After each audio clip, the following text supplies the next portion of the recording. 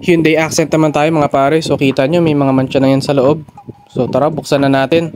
Salpak natin tong S40 by LED projector na naka TIR. So ito, nilakyan natin yung butas para pwede natin i-recess yung projector natin para hindi tumukod doon sa lens cover. So kita nyo, nakakabit na siya gamit ang ating nut and bolts. So nasa 70 watts nga pala itong projector natin na to ngayon. Tapos meron pala siyang all weather na hotspot.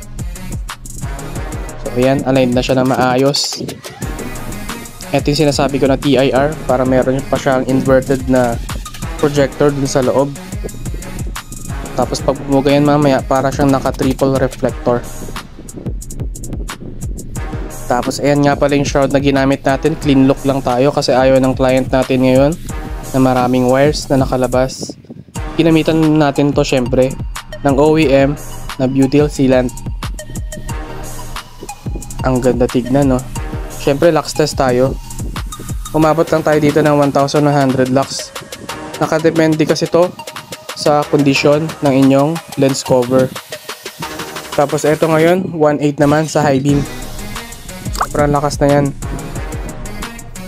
Tapos eto yung ating finished product. Napakalinis ng tignan.